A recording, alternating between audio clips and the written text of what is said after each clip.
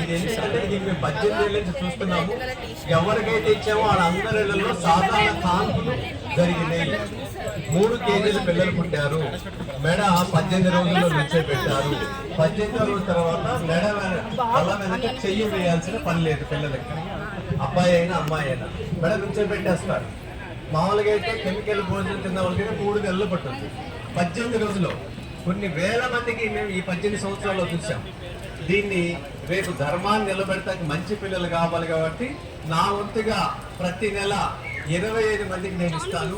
మీలో ఎవరైనా మన భారతదేశం అందుకని దీన్ని నిలబెడటానికి చేయాలి. ఇంతవరకు ఏ రాష్ట్రంలో వ్యవసాయాన్ని తీసుకెళ్తున్నారు కానీ విత్తనాన్ని తీసుకెళ్తున్నారు కానీ విత్తనం వెనక భోజనాన్ని ఎవరు తీసుకెళ్ళట్లా. ఇవన్నీ కల్పిస్తే రైతుల్ని సామాన్య ప్రజల్ని కలపటానికి వేదిక సంకల్ప అనేది, అలాగే చేతి వృత్తులన్నీ బతికించడానికి ఈ వేదిక సంకల్ప అనేది, ఈ మన సభలు అనేది, ఇన్ని కార్యక్రమాలు సభల ద్వారా జరుగుతుంది. కాబట్టి దీంట్లో వంశీప్రియ వాళ్ళ దంపతులు చాలా అంటే ఒక ఎకరంలో 3 లక్షలు మినిమం ఆదాయం, ప్రతికూల వాతావరణం 3 లక్షలు, అనుకూల వాతావరణం 4 లక్షలు. ఇది ఓపెన్ ఛాలెంజ్. ఇంతకుముందు సభాముఖంగా అధికారుల మీద మాట్లాడుతున్నాం. మీరు వరిని మానేయండి, వరిని ఎంత కావాలో అంతే పండించుకోండి.